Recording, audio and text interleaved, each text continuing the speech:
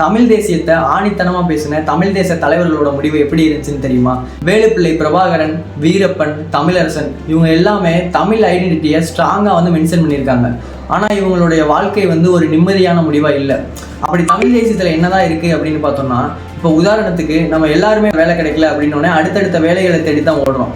ஏன் வேலை கிடைக்கல அப்படின்னு ஒரு தடவையாக சிந்திச்சிருக்கோமா? இல்லை. ஏன்னா அண்டை மாநிலங்கள் இப்போ எந்த மாநிலத்தை எடுத்துக்கிட்டோம்னாலுமே அங்கே இருக்கக்கூடிய பூர்வகுடிகளுக்கு 75% இடஒதுக்கீடு வந்து அந்த மாநிலங்கள் வந்து தர்றாங்க. வெளியே இருந்து யார் வேணாலும் வரலாம், ஆனால் அங்கே இருக்கவங்க தான் ஒவ்வொரு நிறுவனத்துலையும் 75% பேர் இருக்கணும் அப்படின்றத அவங்க கான்செப்டாக வச்சுருக்காங்க. இந்த கான்செப்ட் தமிழ்நாட்டில் இல்லை. யார் வேணாலும் இங்கே வரலாம், இங்கே வந்து எந்த வேலையை வேணாலும் யார் வேணாலும் பார்த்துக்கலாம் அப்படின்றத வச்சுருக்காங்க. நம்ம வீட்டில் இருக்க பொருள் முதல் நமக்கு தான் சொந்தம். அது மாதிரி தான் நம்ம நாட்டில் இருக்க வேலை நமக்கு தான் முதல்ல வேணும். அது வந்து தமிழ்நாட்டில் இல்லை.